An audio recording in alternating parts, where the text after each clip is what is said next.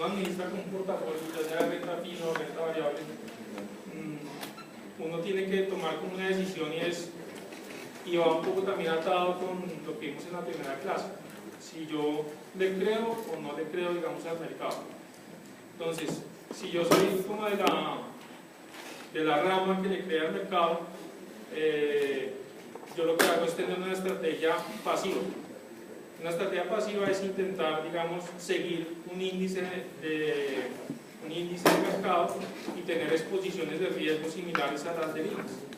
Entonces, si uno administra un portafolio, no sé, de deuda pública, uno podría seguir un índice, la bolsa creo que tiene índices de test de deuda pública, uno podría administrar un portafolio de tal forma que su rentabilidad sea muy parecida a la rentabilidad del portafolio que uno sigue.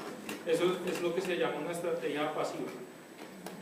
Una estrategia activa es cuando uno, digamos, no le cree mucho o cree que le puede ganar, digamos, a ese portafolio de referencia, portafolio benchmark, y uno cree que puede llegar a tener un mayor retorno que ese portafolio, y lo que hace es diferenciarse muchísimo más de ese portafolio. Entonces, no sé, por poner un ejemplo,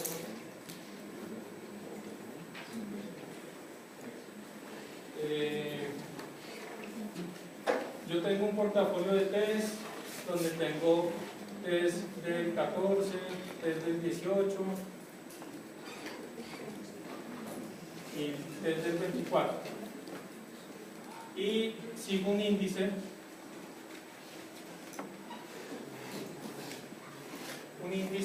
que tiene, digamos, está compuesto de estos tres tipos de tipos. Entonces un índice puede decir, no, yo le doy 33% a cada uno. Entonces, en una estrategia pasiva, uno lo que hace es intentar como pegarse a este índice y administrarlo de tal forma que uno pueda tener como un retorno similar al que tiene el índice. Entonces, en la estrategia pasiva, yo intento simular, digamos, las composiciones de este portafolio. En una estrategia activa, yo ya me intento diferenciar, y ahí es donde vienen temas como el análisis que uno puede hacer de la curva y el tipo de posicionamientos que uno pueda tener. Entonces, si uno le cree que la curva se va digamos, va a ir para abajo en el largo plazo, ¿qué tipo de portafolio me puede ayudar a diferenciarme o tener un retorno mucho mejor que el del 20?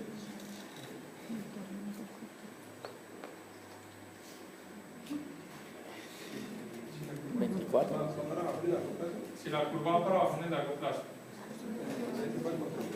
se baja el precio. entonces a mí que me gustaría tener un portafolio en este escenario, desde el 24. Entonces yo podría decir, no, yo acá se la meto a toda. Entonces me voy con un 80% y no sé, un 10 y 10. En un escenario de este estilo, donde la tasa de largo plazo va para abajo, pues voy a estar mucho más beneficiado en mi portafolio de estas características que de estas características. Y ahí estoy administrando mi portafolio de forma activa.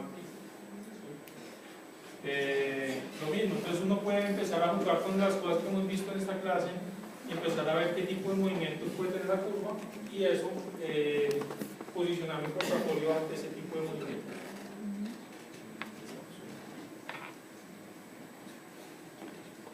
¿Qué más cosas uno, digamos, se pregunta como administrador de portafolio? Entonces, está el horizonte de la inversión.